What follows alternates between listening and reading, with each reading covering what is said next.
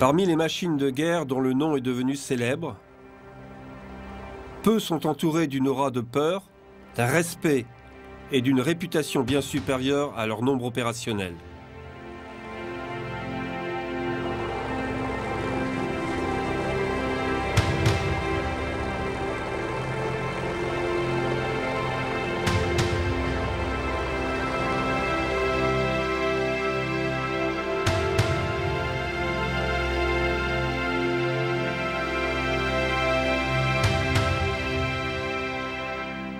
Peu d'armes de guerre sont arrivées au niveau du Panzerkampfwagen 6, le char Tigre.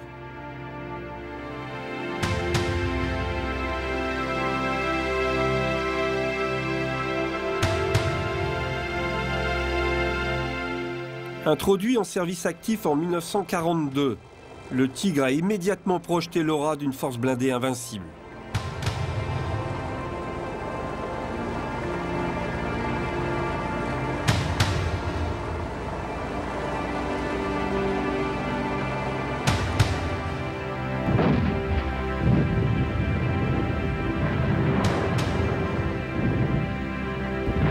La conception des chars britanniques stagnait depuis l'entre-deux-guerres. Ils étaient adaptés aux tactiques des conflits précédents,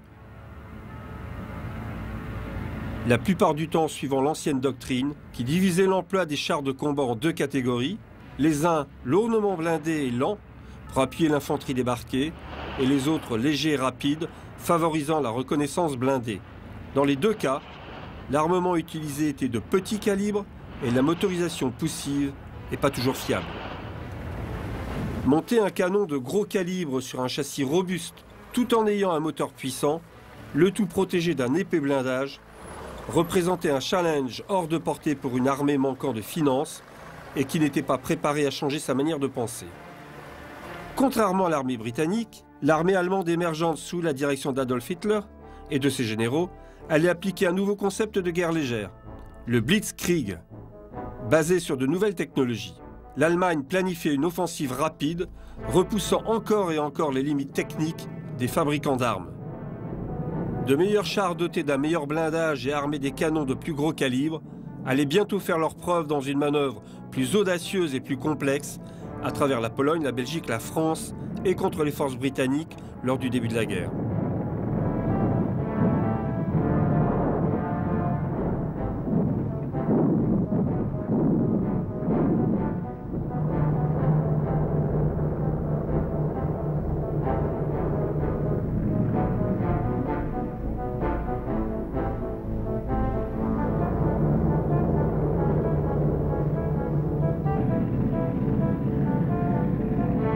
Miraculeusement, les Panzers allaient stopper leur avance juste avant Dunkerque, permettant aux Alliés de s'échapper par la Manche en laissant derrière eux véhicules blindés et de soutien.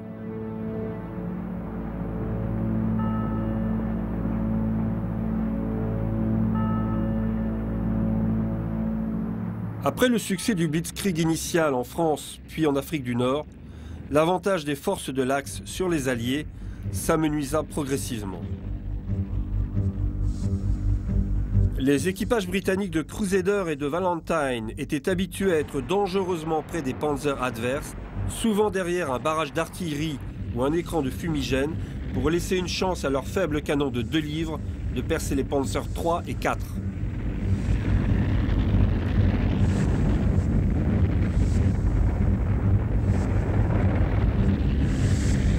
Ces tactiques nécessairement risquées se soldèrent par de lourdes pertes humaines et matérielles pour les Britanniques, pertes qu'ils pouvaient difficilement se permettre et remplacer.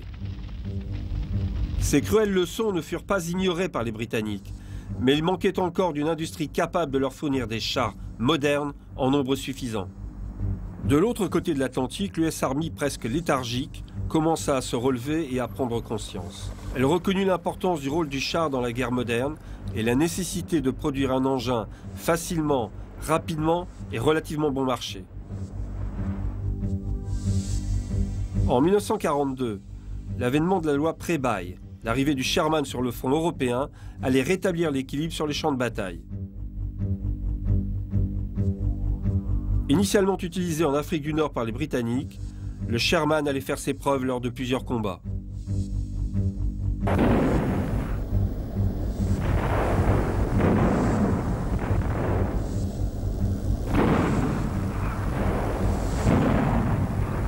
Avec de plus gros canons et de meilleurs chars, les Alliés commencèrent à se sentir plus en confiance pour affronter les Allemands.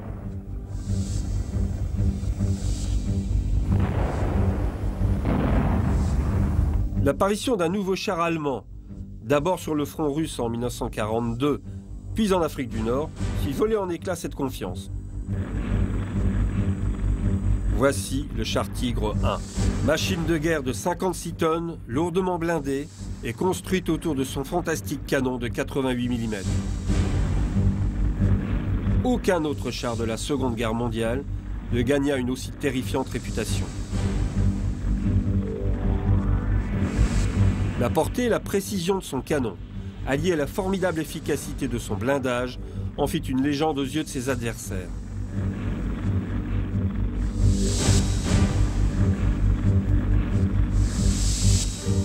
La peur du char se répandit à nouveau parmi toutes les troupes alliées engagées en première ligne.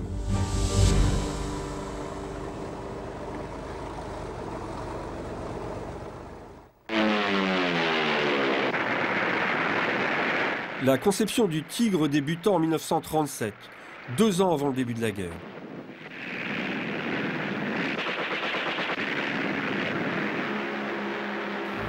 Deux entreprises allemandes, Porsche et Henschel, reçurent un appel d'offres pour développer un char de combat supérieur en tout point à ses adversaires connus ou présumés, et qui puisse s'intégrer aisément dans une armée allemande de plus en plus puissante.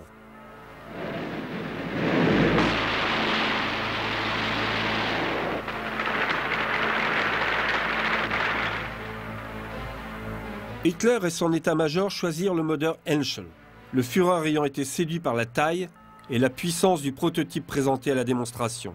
Un beau symbole de puissance du Troisième Reich. La production commença presque aussitôt, seuls quelques éléments étant sous-traités à Krups et envoyés à l'usine de production Henschel.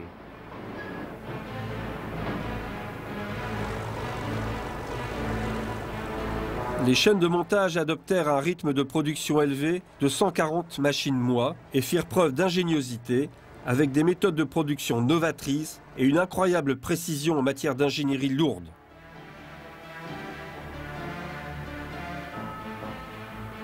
Environ 80 des modèles Porsche refusés furent convertis en canons anti-chars automoteurs, baptisés Ferdinand puis Éléphant, et utilisés d'abord sur le front russe puis en Italie.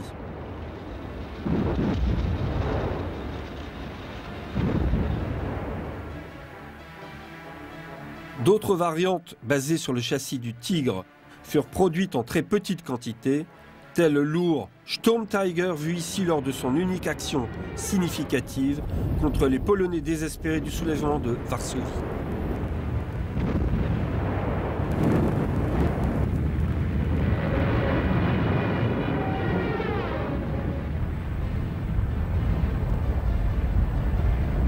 Les Allemands ont systématiquement bombardé la ville. On voit clairement ici l'énorme obus de 344 kg sortir du canon.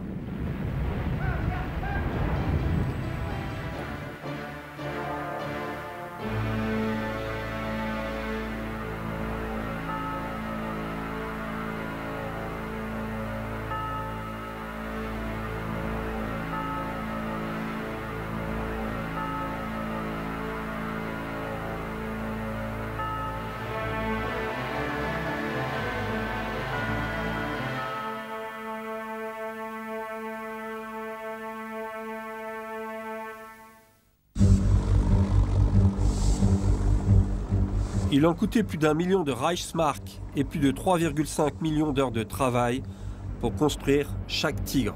Le niveau de qualité était tel que le processus de fabrication ne pouvait être ni accéléré ni simplifié.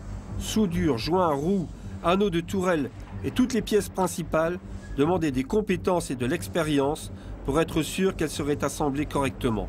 Cette rigueur et cette précision ont contribué à la réputation du Tigre à faire face aux conditions extrêmes, mais ont également compliqué la maintenance de celui-ci au combat.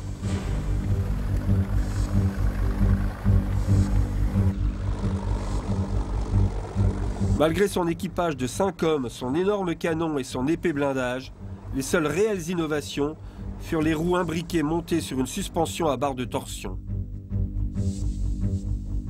Destiné à améliorer les performances tout-terrain de l'engin et à supporter son poids élevé sur ses larges chenilles, ces caractéristiques allaient se révéler difficiles à atteindre dans les années qui suivirent. Les chars sortant des chaînes de production n'avaient pas d'équivalent dans les armées alliées.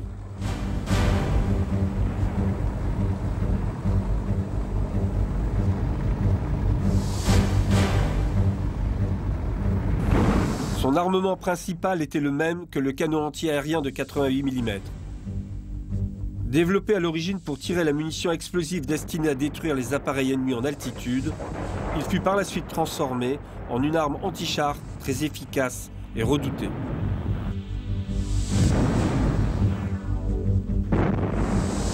Le recul considérable de cette pièce fut maîtrisé par une excellente conception et fabrication de l'engin, ce qui avait donné du fil à retordre aux ingénieurs alliés par le passé. La taille du canon exigeait une tourelle imposante pour l'accueillir. Celle-ci pesant plus de 14 tonnes, il fallait un support conséquent pour lui permettre de tourner correctement.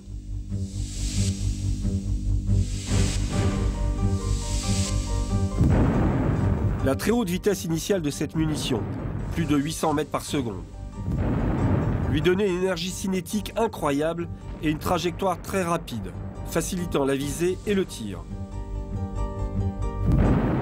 Les projectiles de ce calibre étaient capables de percer le blindage de la plupart des engins de cette époque, qui étaient en général de 5 à 7 cm d'épaisseur, à des distances de 2700 mètres.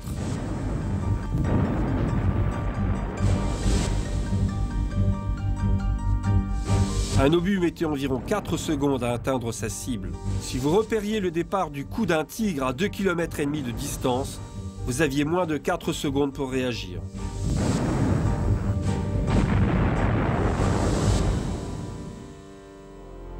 La pénétration de la caisse d'un engin allié par un obus de 88 mm avait des effets catastrophiques. Avec de la chance, l'obus pouvait passer entre les membres d'équipage et ressortir sans avoir touché de partie mécanique vitale. Sinon, le projectile de 7 kg chauffé au rouge et lancé à une vitesse supersonique ricochait à l'intérieur de la cabine, tuant ses occupants et faisant exploser les munitions.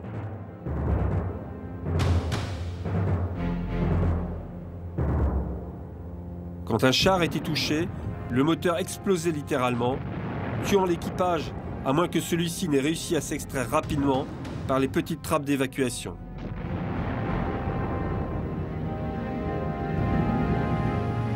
Le canon de 75 mm monté sur le Sherman était adapté à la plupart des engins blindés qu'il devait affronter, mais il fallait qu'il s'approche à moins de 750 mètres pour espérer percer la partie la plus fine du blindage arrière ou des flancs du Tigre. Les 15 cm du blindage frontal du Tigre nécessitaient quasiment un tir à bout portant des canons de 75 mm alliés.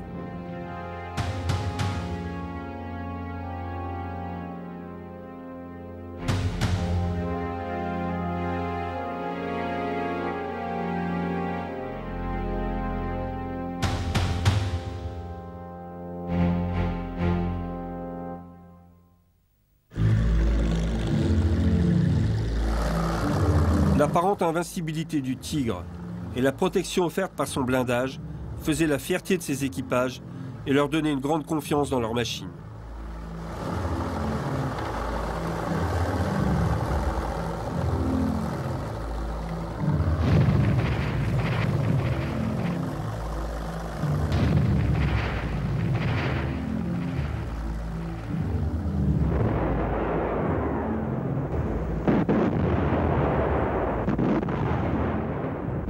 En plus de l'arrivée de l'hiver sur les steppes de Russie, une nouvelle menace sortie des usines de l'Oural remit en question l'avancée allemande, voire même sa survie sur le front de l'Est. Le char russe T-34. Ce char très bien conçu et produit en nombre allait poser problème à l'armée allemande, victorieuse jusqu'alors.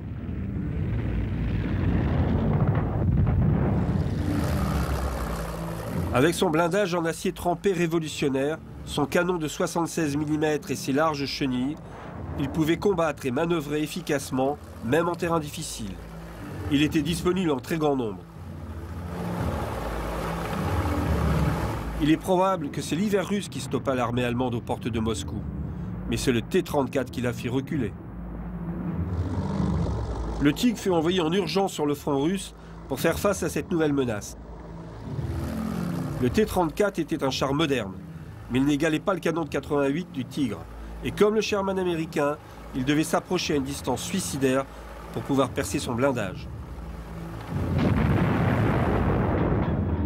La conception simplifiée des chars russes a cependant permis d'en produire de très grandes quantités et a donné à l'armée russe la possibilité de submerger les troupes allemandes.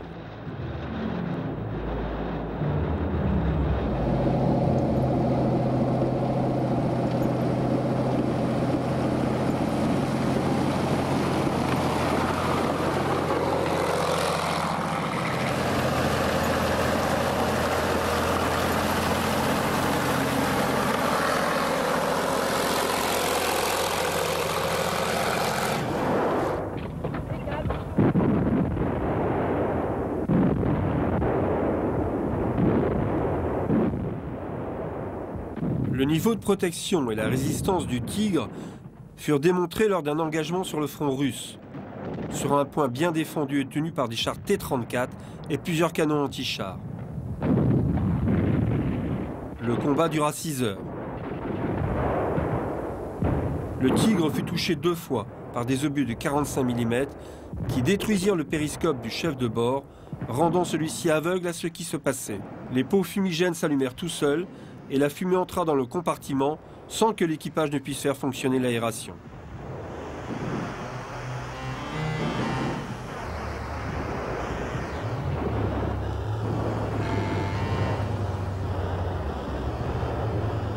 Progressant toujours plus près de leur objectif, les tirs se firent plus intenses et une cacophonie assourdissante de bruits d'impact et d'explosions, de même que des nuages de fumée et d'éclairs régnaient autour de la tourelle. Un obus de 76 mm tiré presque à bout portant toucha le canon, brisant le masque et bloquant la culasse en arrière.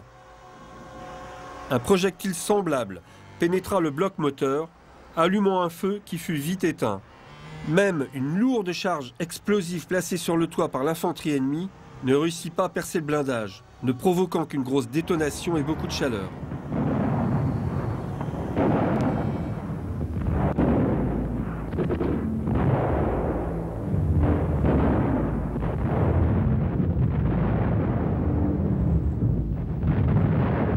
Six heures plus tard, ayant accompli sa mission, le Tigre réussit encore à parcourir 60 km par ses propres moyens jusqu'à son nouvel objectif où les dégâts furent constatés.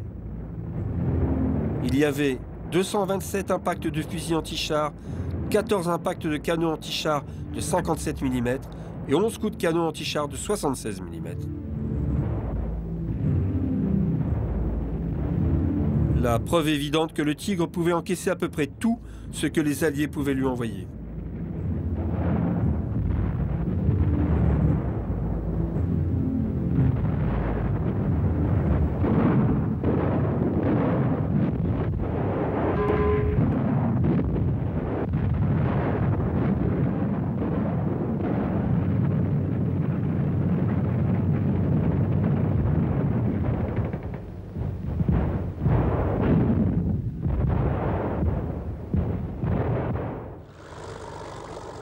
Les Tigres quittaient l'usine peints d'un certain nombre de couleurs de base. Leur camouflage respectif était réalisé par les unités sur le terrain afin que leur chef puisse les adapter au plus près de leur environnement.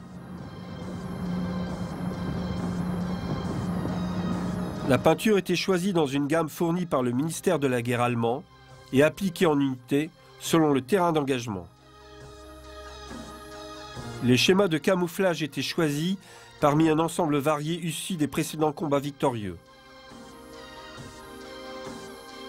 Par exemple, lors de leur première action près de Leningrad en août 1942, le 502e bataillon avait peint ses Tigres en gris sombre. En janvier 1943, son jumeau, le 503e bataillon, avait repeint ses chars en blanc pour les confondre avec la neige à mesure qu'ils avançaient vers Rostov.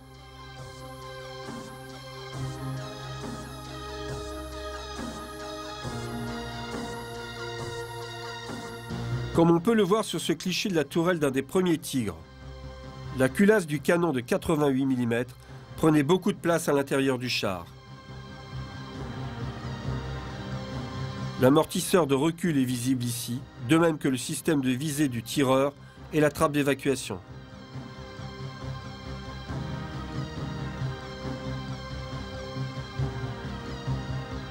Pour protéger le chef de char de l'éblouissement, un écran était installé à sa droite et à sa gauche se trouvait un volant de contrôle de la rotation de la tourelle, duplication de celui du tireur, pour aider au pointage du canon.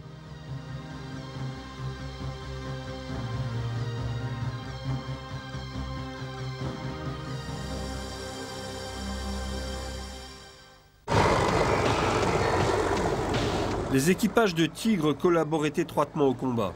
Sous les ordres d'un chef aguerri, assis dans sa tourelle ventilée, avec à ses pieds le tireur, qui bénéficiait de l'excellente vision de sa coupole pour rechercher des cibles et relayer les instructions via l'interphone, même si une tape appropriée sur l'épaule du tireur pouvait remplacer celle-ci.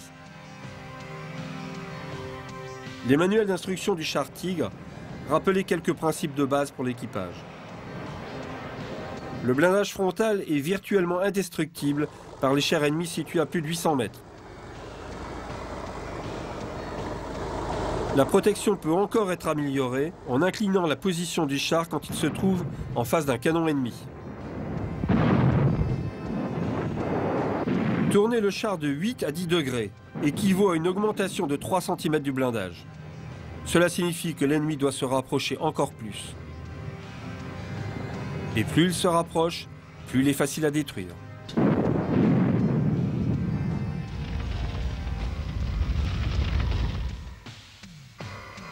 Utilisez la méthode dite de l'heure des repas pour avoir la meilleure protection possible.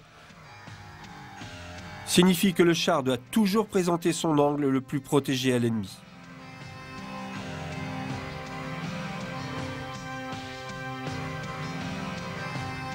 Ce diagramme provenant d'un manuel de combat montre les points les plus résistants du Tigre et où les coups de l'ennemi sont susceptibles d'arriver sous l'angle le plus direct.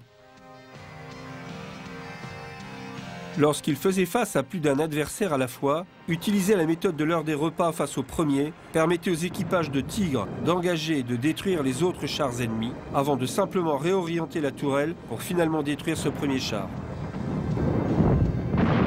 Ce travail sur les distances et la méthode de la feuille de trèfle signifie que les chefs de char pouvaient calculer la distance à laquelle ils pouvaient laisser l'ennemi s'approcher depuis différentes directions.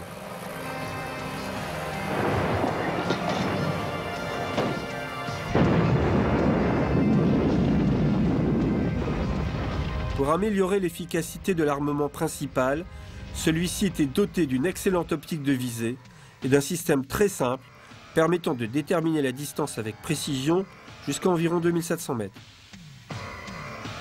La précision et l'énergie à l'impact du canon de 88 étaient prises en compte dans les tactiques des unités de Panzer. Les chefs de char avaient des instructions très strictes sur la manière de diriger efficacement leur engin. L'un des points principaux stipulait de ne pas faire feu en roulant pour conserver le maximum de précision et maximiser l'effet du canon de 88.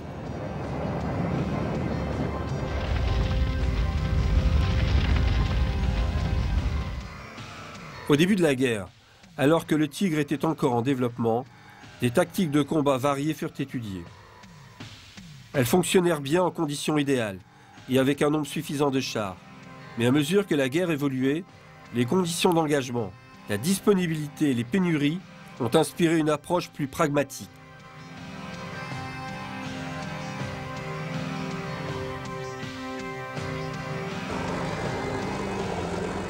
Lors de leurs premiers engagements, l'organisation type des 501e et 503e bataillons était de 4 pelotons, Zug en allemand, comprenant chacun 2 Tigres et 2 Panzer III, accompagné d'un peloton supplémentaire avec 1 Tigre et 2 Panzer III.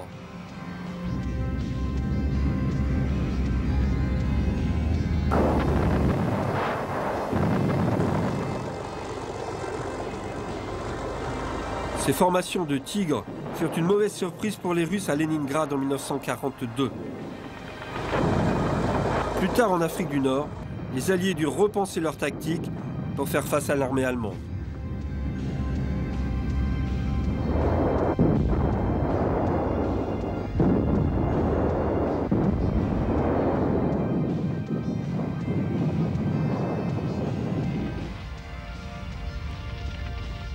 Les chars envoyés pour renforcer Rommel lors de la campagne de Tunisie en mars 1943 étaient peints en sable Afrika Korps ou jaune sable.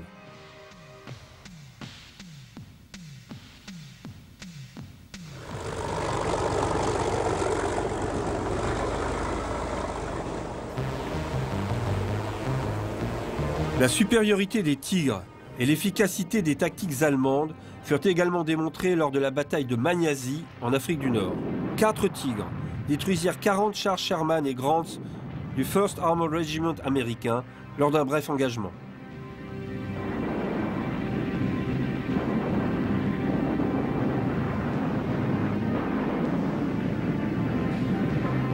Leur réputation commençait à s'établir et le ratio de 10 chars détruits pour 1 perdu restait désespérément constant des faveurs des Alliés. Il monta même à 18 pour 1 lors d'une des plus grandes batailles du front de l'Est.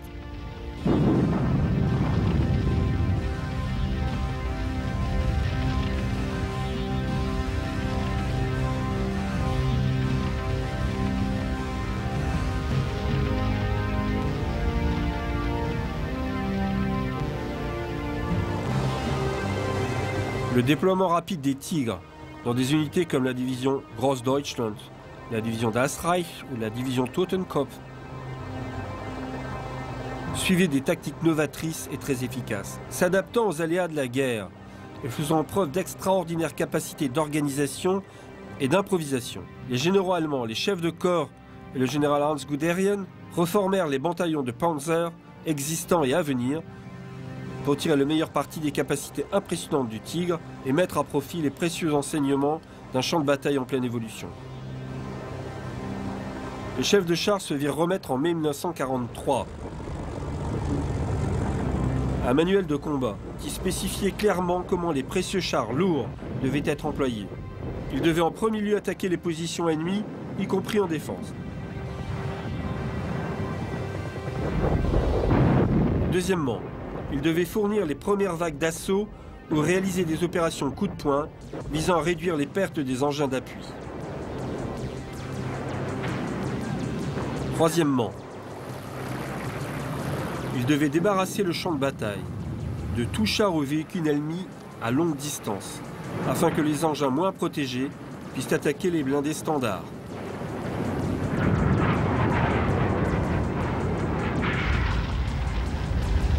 Ces instructions furent suivies à la lettre afin de limiter les pertes et améliorer encore l'efficacité au combat.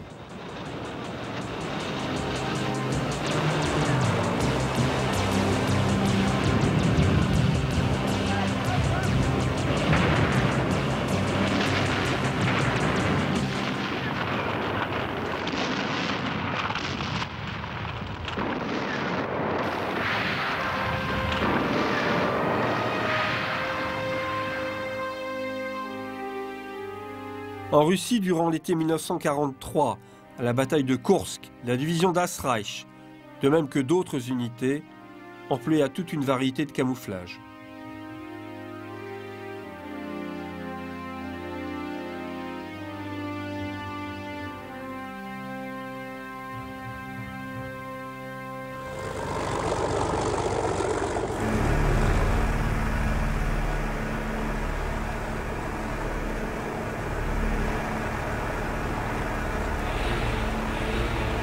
Lors de cette grande bataille, les Tigres furent utilisés dans le rôle pour lequel ils avaient été conçus, et presque toujours au maximum de leur potentiel.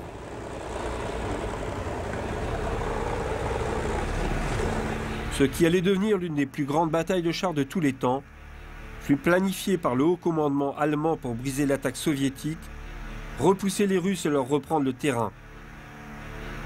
56 chars Tigres furent engagés au total. 14 faisaient partie de la Grossdeutschland, les autres étaient ceux du SS Panzerkorps.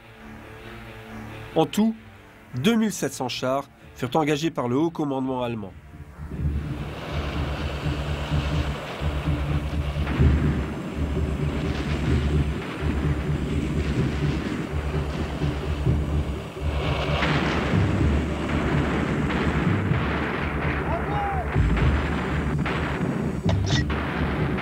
Ils s'étaient entraînés dur pendant des mois pour ça, implémentant les Tigres avec d'autres unités travaillant les communications et les manœuvres pour être toujours plus opérationnels.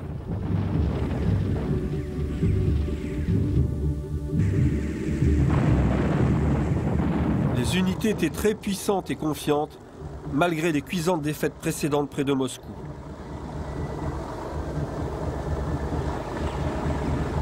Les Tigres furent déployés sur le front en formation pour ouvrir une brèche dans les positions russes, suivis ou flanqués des Panzer III et IV.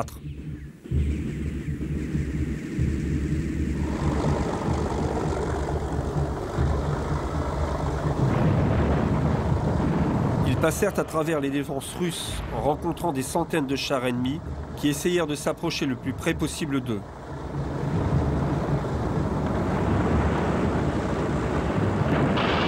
Dans les espaces ouverts des steppes russes, encore une fois, les canons de 88 mm laissèrent les Russes exsangues.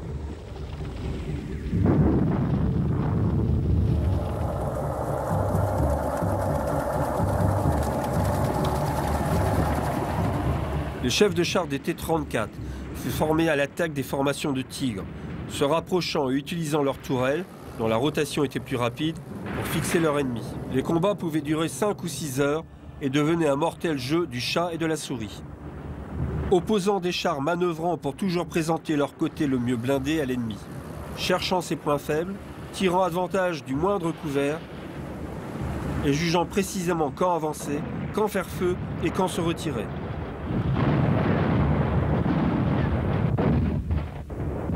Les unités russes subirent des pertes importantes de la part de la Großdeutschland Division et du SS Panzerkorps, mais leur supériorité numérique et leur immense dispositif tactique défensif eurent raison de l'offensive allemande et le terrain durement gagné dut être abandonné.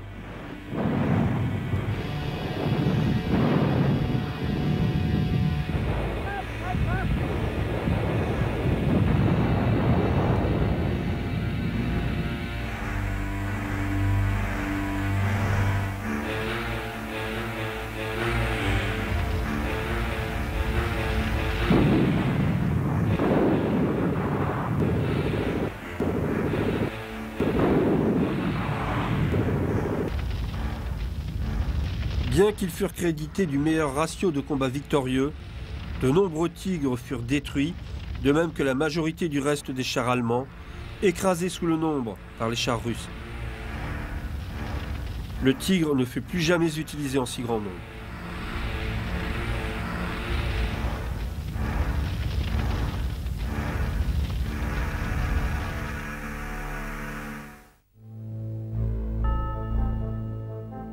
À la fin de l'hiver et au début du printemps 1944, des unités aguerries telles que le Schwerepanzerabteilung 509, 501, 502 et 507 utilisèrent de nombreux schémas de camouflage pour s'adapter aux changements de climat et d'environnement.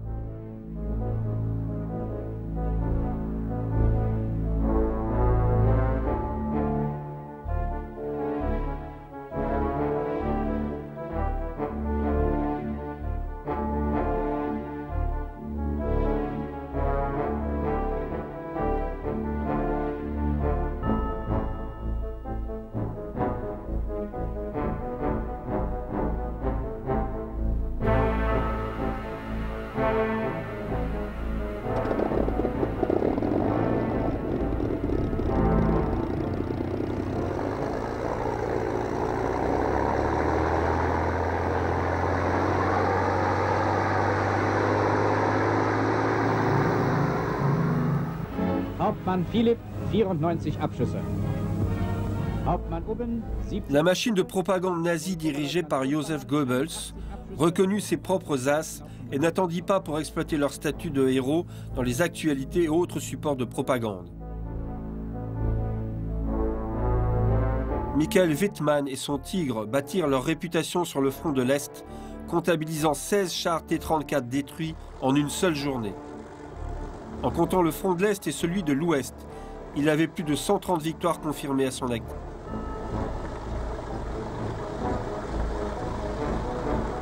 Les équipages de Tigre étaient considérés comme l'élite des forces blindées, à qui on confiait 1 million de marques de technologie militaire et la fierté de la machine de guerre nazie. Leurs uniformes variaient selon le théâtre d'opération, leur unité et la période du conflit.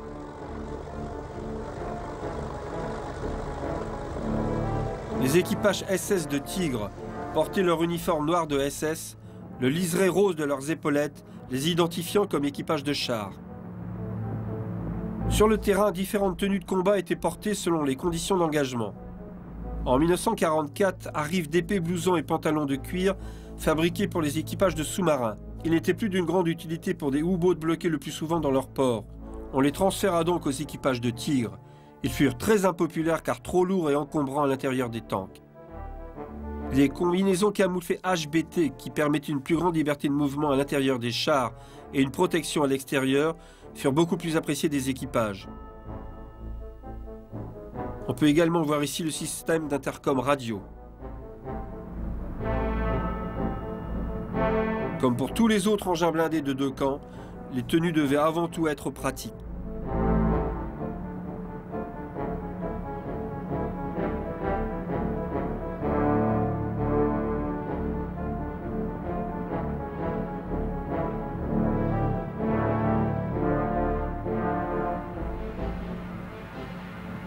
Pour servir les Tigres, au moins 19 compagnies furent créées et formées tout au long de la guerre. Chacune avait son propre marquage distinctif. De nombreuses unités de SS acquirent une réputation de fanatiques. La 3e SS Panzer Division, connue sous le nom de Totenkopf, fit la campagne de Russie sur le Tigre I et alors que la guerre arrivait à son terme, passa sur le Tigre II. Avec ses chars plus lourds, elle combattit dans les rues de Berlin, défendant le bunker du Führer jusqu'à la fin. La compagnie de l'as Michael Wittmann faisait partie de la première SS Panzer Division, Leibstandarte Adolf Hitler. L'un des premiers bataillons était le Schwerepanzerabteilung 501, initialement sous le commandement du major Lüder. Le bataillon fut reformé après avoir combattu en Tunisie et fut engagé sur le front de l'Est après un entraînement en France.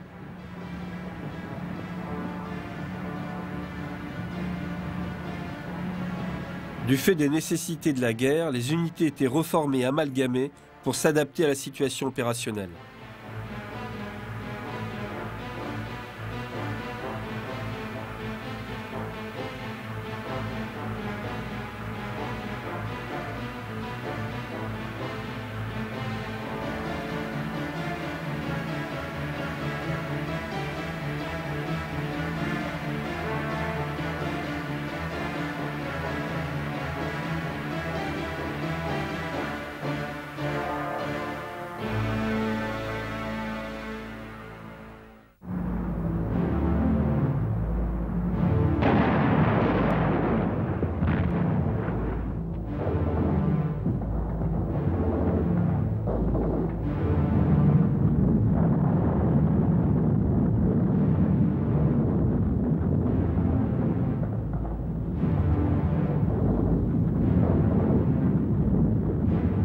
Alors que le cours de la guerre basculait et que les Allemands étaient de moins en moins offensifs, les Tigres furent plus rarement utilisés dans des formations à grande envergure.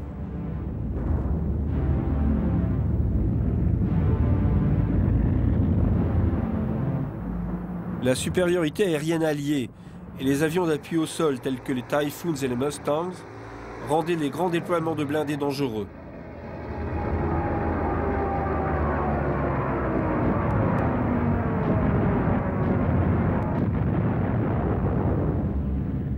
Alors que les Alliés avaient débarqué en Normandie, leur parapluie aérien s'étendait de plus en plus, projetant une ombre sur le déploiement des blindés allemands.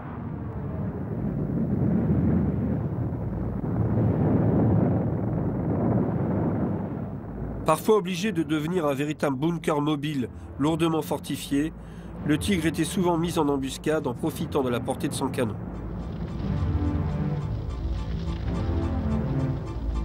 C'est de l'une de ces positions d'embuscade en Normandie que le Tigre de Michael Wittmann fut crédité d'avoir presque à lui seul stoppé la 7e division blindée britannique, détruisant 75 de ses chars et encore plus de véhicules à Villers-Bocage.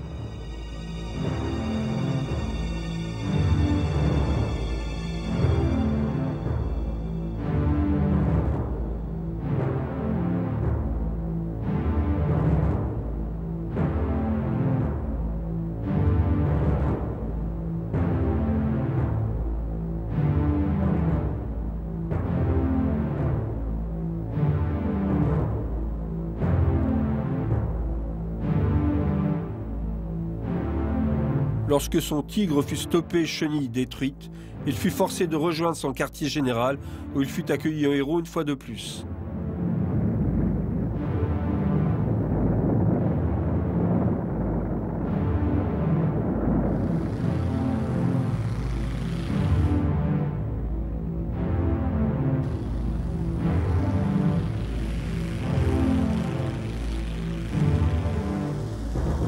Dès que les Alliés eurent établi leur tête de pont, la défense allemande se durcit, particulièrement autour de Caen, où les troupes britanniques et canadiennes de Montgomery entraînèrent l'armée allemande dans une longue bataille d'usure.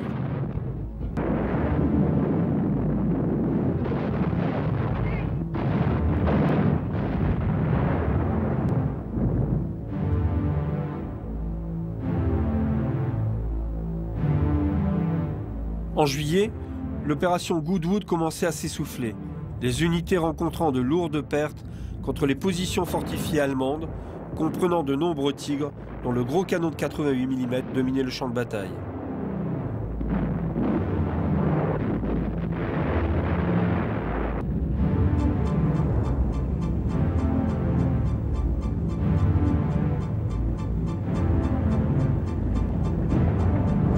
Une seconde attaque eut lieu en août. L'opération Totalize devait repousser les Allemands et prendre la poche de Falaise.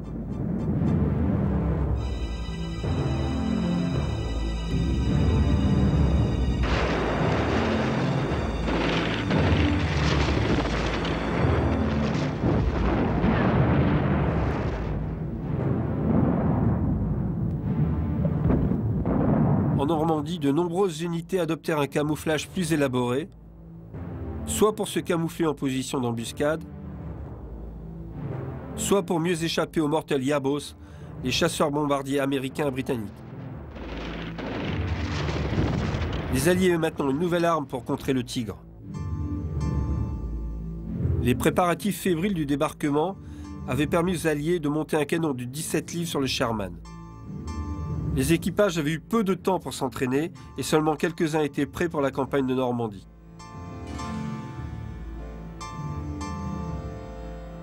Appelés Fly-Fly, ils évoluaient généralement au sein de pelotons de 5 Sherman, dont 4 utilisaient le canon standard de 75 mm.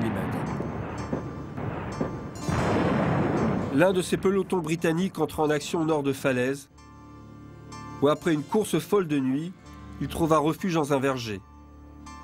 Une petite formation ennemie comprenant 3 Tigres fut repérée en mouvement dans leur secteur à une distance de 1100 mètres. Et immédiatement l'équipage des Firefly reçut l'ordre d'engager le dernier char de la colonne. Lorsque le Tigre à l'arrière de la formation fut à 700 mètres, le Firefly tira 2 coups, perçant le blindage latéral et mettant le feu à l'intérieur. Les Tigres restants se présentèrent à l'ennemi de la façon heure des repas. Le Firefly tira un obus supplémentaire et le second Tigre prit feu. Le premier Tigre de la colonne fut touché de 2 projectiles alors qu'il tentait de se mettre à couvert et commença à brûler. Comme à chaque fois qu'un char est touché, les munitions en explosant à l'intérieur firent voler le Tigre en éclats.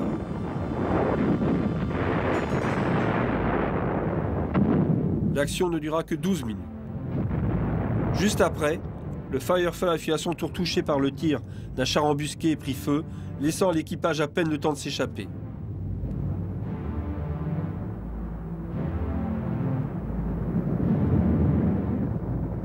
Ce n'est que plus tard pendant la bataille qu'il fut établi que le Tigre de tête était celui de l'as allemand Michael Wittmann. Une légende touchait à sa fin.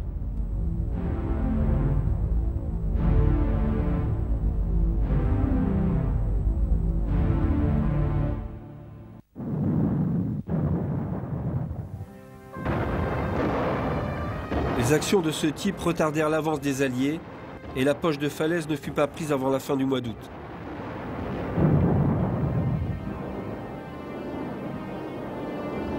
Le carnage infligé aux forces de l'Axe, retranchées sans protection dans Falaise, dépasse l'entendement.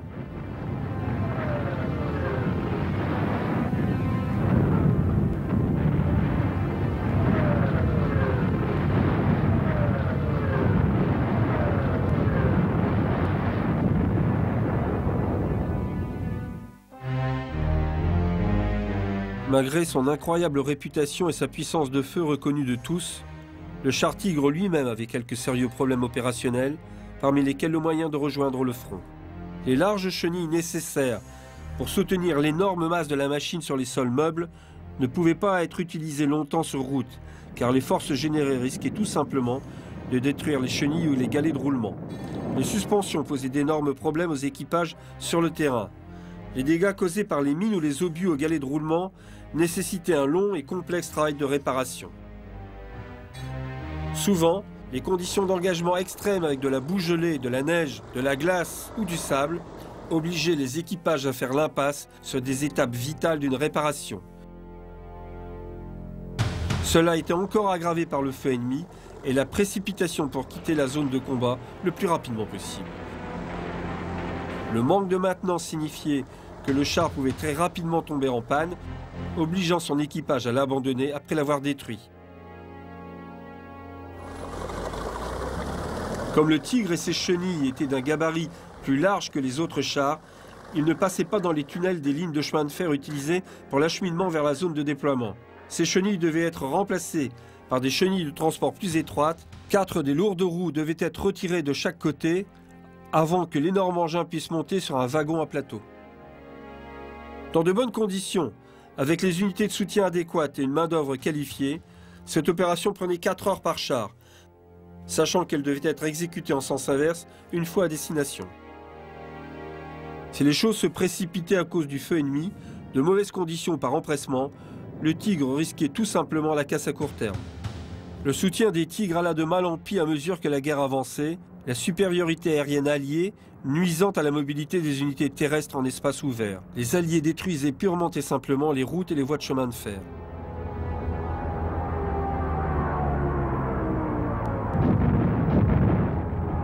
Un Tigre endommagé nécessitait 2 engins de maintenance semi-chenillés de 18 tonnes pour le remorquer jusqu'à un atelier de campagne. La plupart du temps, les conditions étaient catastrophiques. Dans certains cas, les équipes de réparation étaient absentes ou ne pouvaient pas opérer. Les Tigres endommagés étaient remorqués par les autres, en général par 2. Cela se traduisait fréquemment par une usure ou une casse des transmissions bloc-moteur, direction et boîte de vitesse, des chars qui n'étaient pas prévus pour tracter 2 fois leur poids.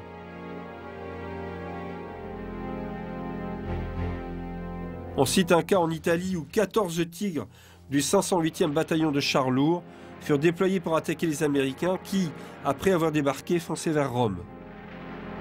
Néanmoins, très vite, pour d'obscures raisons d'ordre tactique, le bataillon fut obligé de se replier. Du fait d'un manque d'organisation et de techniques de remorquage efficaces, seuls 8 de ces chars réussirent à rejoindre leur atelier de campagne, dont 4 en état de combattre.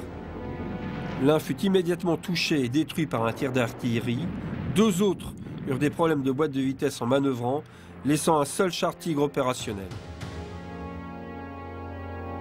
Si on avait donné une chance aux équipages de mener une maintenance correcte, et si les équipes de réparation avaient été plus présentes, les choses se seraient déroulées autrement.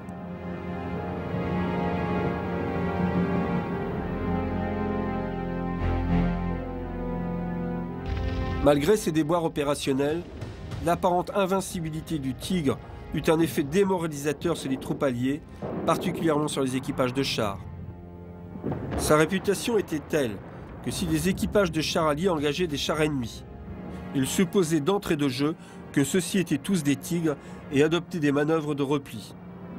Il apparaît clairement que l'effet du Tigre sur les troupes alliées dépassait en proportion le nombre de Tigres réellement présents sur le terrain.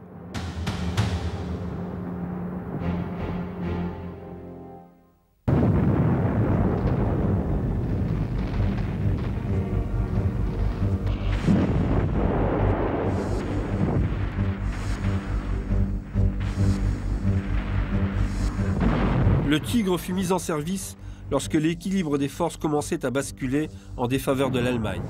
Il eut un impact décisif sur les opérations offensives, mais il fut aussi une formidable arme de défense. Les situations auxquelles il eut à faire face étaient souvent au-delà de ses capacités.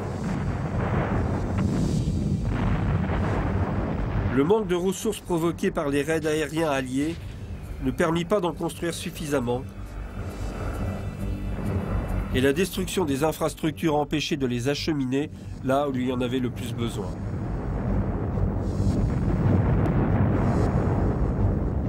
Les défaillances mécaniques causées par de longs trajets forcés, avec une consommation de 20 litres pour 5 km parcourus, entraînaient un manque de carburant et limitèrent son champ d'action. Le pire est quand on compare les chiffres. Les Russes ont fabriqué des dizaines de milliers de T-34. Les Américains des dizaines de milliers de Sherman.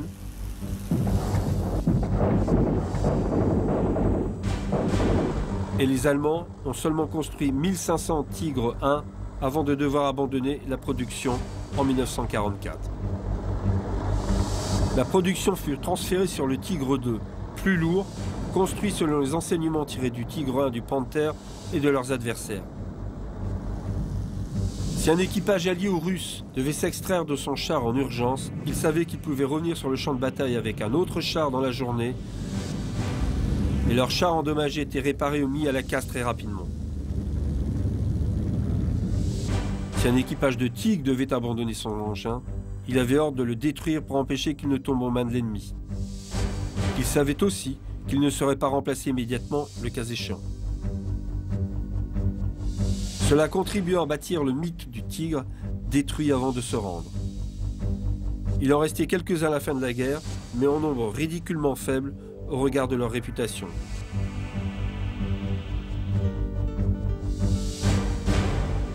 Comme pour tout prédateur obligé d'opérer devant un nombre toujours plus grand d'adversaires, la défaite est inévitable.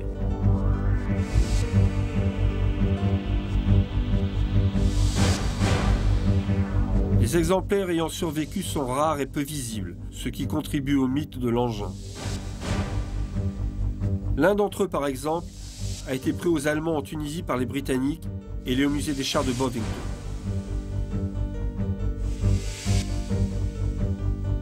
Un autre apparaît de manière plus menaçante au mémorial de Vimoutiers en Normandie, figé le long d'une route. Un Tigre en état de marche est parfois de sortie au musée des blindés à Saumur.